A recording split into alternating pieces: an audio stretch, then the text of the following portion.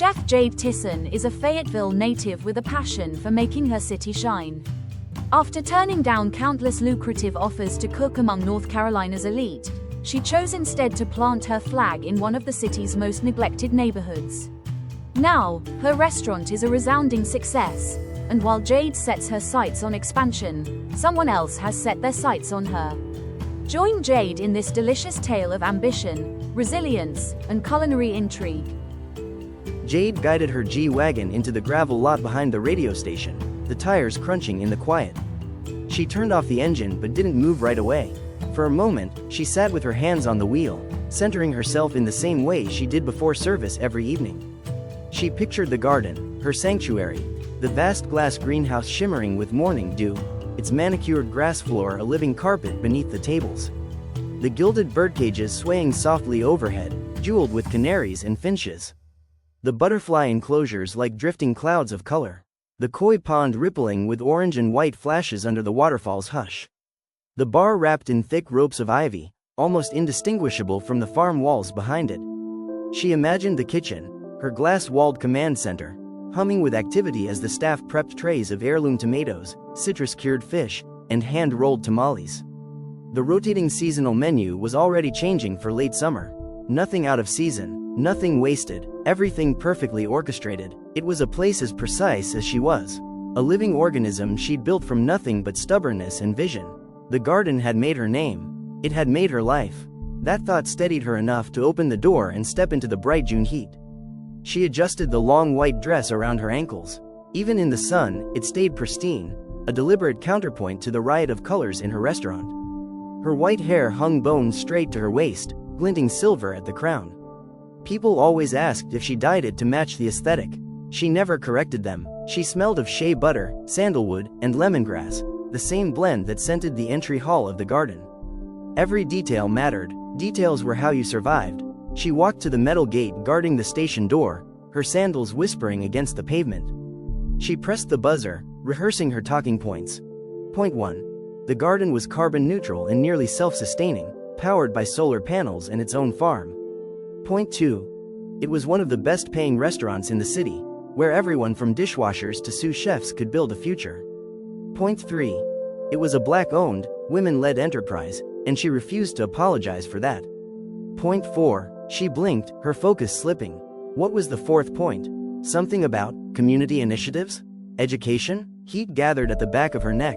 She pressed the buzzer again, harder. Still nothing. A bead of sweat slid between her shoulder blades.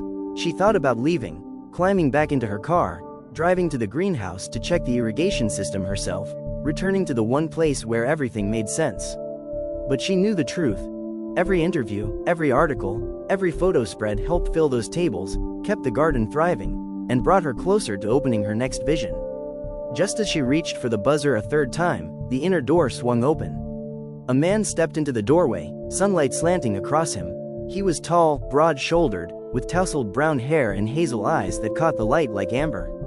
For a heartbeat, she forgot her annoyance and her talking points. "Come on in," he called, his voice an easy drawl. "You're the chef, right?" Jade felt her composure reassemble itself, piece by piece. "Yes," she said crisply. Jade Tisson, owner and executive chef of the garden. The title never failed to steady her. He grinned, unbothered by her formality. Jade Tisson, Rocky 89.5, Fayetteville's finest. And yes, of North Carolina, of the United States, of... "I get it," she interrupted, smoothing her dress with one hand. "Thank you. Looking for Tom and Daisy in the morning?"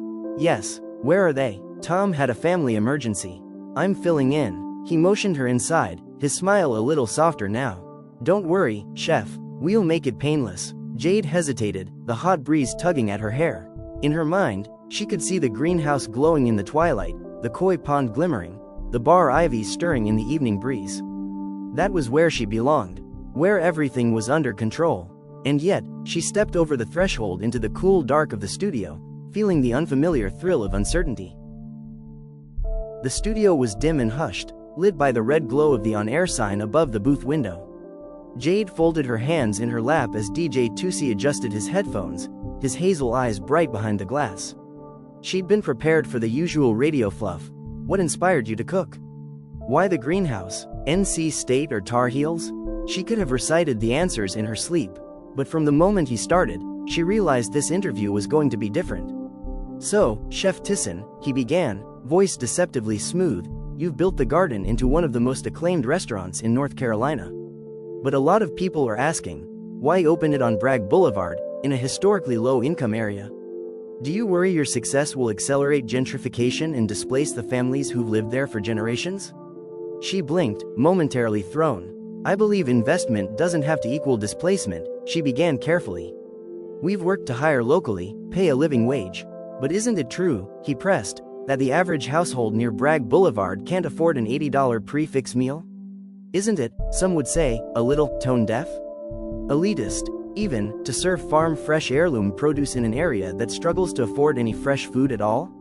Heat flared at the base of her throat. She kept her face smooth, voice steady, though her heart hammered. Our farm donates surplus produce weekly to local families. We run paid internships with high school students. We've also partnered with area food banks. And he didn't blink, but does that really balance out what some are calling an oasis for the privileged, in the middle of poverty? Her vision narrowed. She could almost see herself wielding one of her chef's knives, her hand sure, her wrist precise, on something other than vegetables. Listen, Trevor, my name is Jade Tisson, he interrupted, almost gently. She drew a slow breath, her knuckles whitening where she gripped the edge of her chair. Okay, I want to take a moment and refocus this conversation. She uncrossed her hands and met his gaze unflinchingly.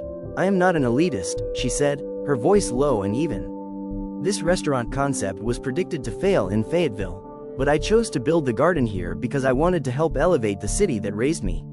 I could have opened on Skibo Road and catered exclusively to tourists and commuters, but I wanted to make a difference in my neighborhood. He didn't look away. The recording light pulsed red overhead. I grew up in Bonnie Doon, she continued.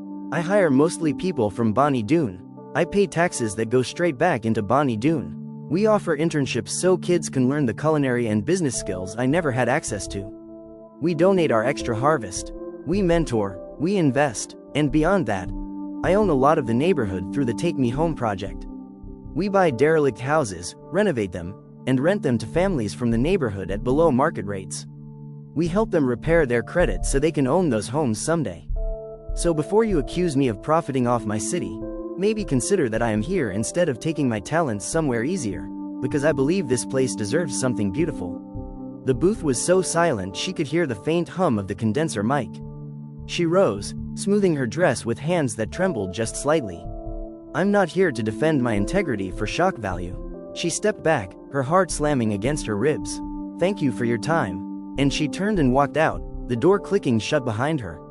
She didn't make it 3 steps down the hall before she felt her phone vibrating again and again in her clutch. Tiffany, no doubt, already halfway into a meltdown over her unprofessional exit.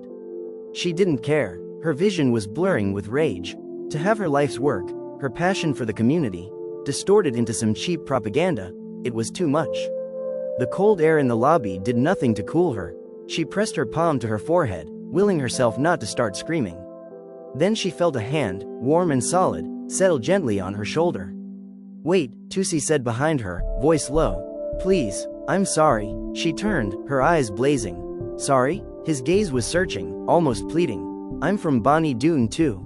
I've watched that neighborhood struggle all my life. This morning, someone handed me something. They told me you weren't what you claimed to be. That you were exploiting the community.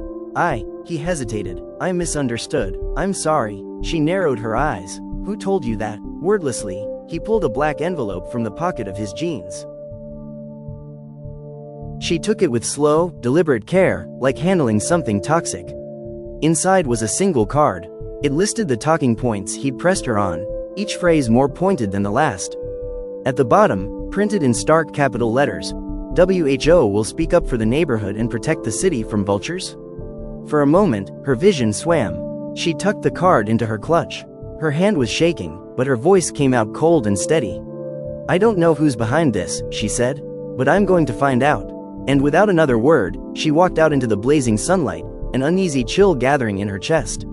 Someone wanted to sabotage everything she'd built, and now, she couldn't shake the feeling that whoever it was, knew her far too well.